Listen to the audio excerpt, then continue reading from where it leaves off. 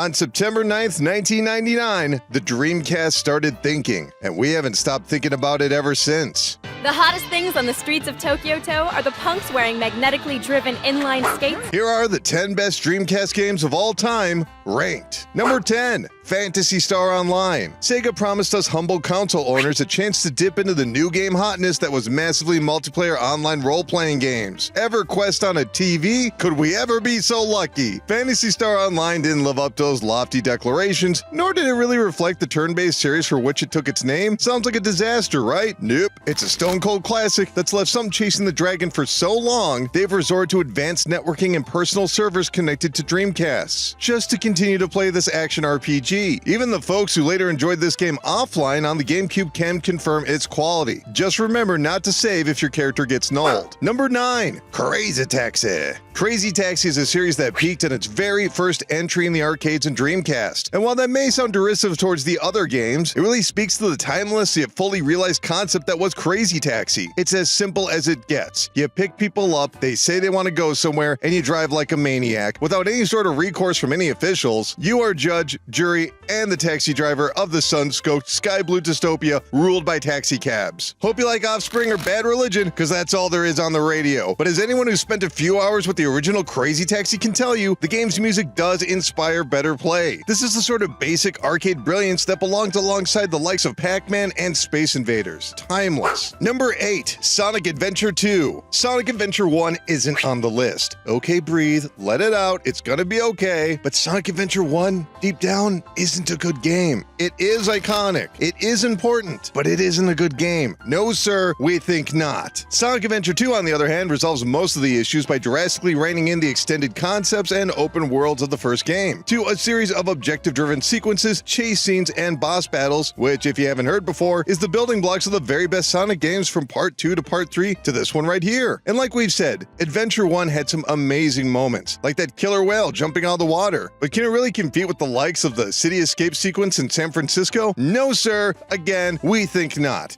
Good day. Number 7, Rez. Tetsuya Mizuguchi has been making games that nobody buys for over 3 decades, and then he came up with the Tetris effect, and now he's even more recognized for the creative genius that he is. But returning to when Rez was released, nothing else looked like it. It still looks as unusual today as it did back then. A sort of music shooter experience that was meant to induce synesthesia, the confusion of senses. You know, you ever want to taste the music? Well, this is the game for you. It should also come as no surprise to learn that Tetsuya Mizuguchi has also attended the annual Burning Man Festival well back into the 1990s, and apparently he would explain his unusual game concepts to his friends at the event. See, this is how people used to get careers in game creation, people. I guess things are a bit more straightforward these days. Number 6, Marvel vs. Capcom 2, New Age of Heroes. If the 2010s were all about Marvel's cinematic universe, then the late 1990s were absolutely about their work with Capcom. From X-Men to Marvel superheroes, their crossover with the Street Fighter crew, and eventual introduction of the extended Capcom cast also introduced the building blocks of Capcom's tag team-based system. The arcade version of Marvel vs. Capcom 2 was already built using Sega's Naomi, which made the translation to the Dreamcast very nearly arcade perfect. This game is unbridled nonsense, closer to Smash Brothers than Street Fighter. Button mashers and frame counters can both have fun here, except Magneto players. Come on, pick someone else. Number 5, Jet Set Radio. To summarize what made Sega so special during the Dreamcast era, they didn't always have the deepest gameplay, and few could claim they had the best story. No, instead they usually just had a vibe. Yeah, Sega fans enjoyed playing Sega games because they were cool and fun. I know, it sounds simple, but then how come nothing else today comes close to being as cool as Jet Set Radio? No, its rollerblading wasn't as complex as Tony Hawk, nor was the graffiti as robust as Mario Paint. But it worked, and more importantly, it never killed the vibe. It's questionable if this transgressive anti-authority concept, including attacking a police captain, could survive today. It's kind of like the Warriors, but with a funky soundtrack. Seriously, if nothing else, check out the soundtrack. Number 4, Skies of Arcadia. The 80s to the early 2000s were later fondly recalled for Sega's Blue Sky era. It's a phrase which means many different things, but can mainly be cited for its optimism, sense of adventure, and colorful cartoon styles that didn't really seem to come from anywhere anywhere else except Sega? Well, Skies of Arcadia certainly belongs to this list, as it summarizes all the wonderfully bright games produced by Sega, especially their exceptional legacy in turn-based RPGs. Skies of Arcadia was knocked for only being 40 hours. It was a different time, kids. To have a game world so fully realized is a minor miracle. But don't get too excited, because beyond a GameCube port, this game is currently nowhere else. That's right. It's been over 2 decades. You still can't buy Skies of Arcadia anywhere else. Sega, what are you doing? Are you busy? Come on! Number 3, Soulcalibur. As a sequel to the underplayed and even lesser discussed Soul Edge, Soulcalibur took the weapon-based combat of the Namco fighter to new and flashier heights. By Soulcalibur 2, the franchise had moved towards 8-way directional controlling, leaving this Dreamcast exclusive and much-prized launch title to remain unique amongst the series. The blazingly fast 60 frames per second and snug 3D hitboxes still make competitive play exciting to watch, and the music and audio inspire players to have history and smack it with something sharp. Has there ever been a more perfect controller for Soulcalibur than the Dreamcast? We don't think so, which is good because this game currently isn't being sold digitally anywhere anymore. Video game preservation can't be this difficult, can it? Because more people need to be able to play the very first Soulcalibur. Come on, Namco! Number 2, Shenmu. Yu Suzuki's magnum opus, Shenmu defied what games were expected to be, not only for the greater video game industry, but within Sega itself. Looking back, the company has largely built its reputation by taking arcade hits and bringing them home, which meant they often had the arcade-style design of fast plays and countdown timers. Yu Suzuki, of course, knew this, having recently finished Virtual Racing and Virtual Fighter, but Shenmu took a starkly different path, allowing players to linger in the gentle harmony of everyday life in a Japanese town in 1986. Following Ryu Hazuki as he attempts to uncover details about his father's assassination, characters will encounter shops that open only at certain hours, with owners that walk home or use different routes if they're going to the bar after work. This is a living place. The game's premise did not warrant this absurd level of production, but Yu Suzuki understood a game, and life itself is more than its nearest goal. Number 1, Shenmue 2. Yeah, there's been some major confusion when it comes to Shenmue. Sure, it didn't sell too well, and it absolutely was a financial bomb for Sega, but this game is a masterpiece. If that sleepy detective story didn't work for you, Shenmue 2 flips the script. Now in China, Ryu is closing in on the mysterious Lan Di. So how's he gonna make money this time? Forklift racing? Nah.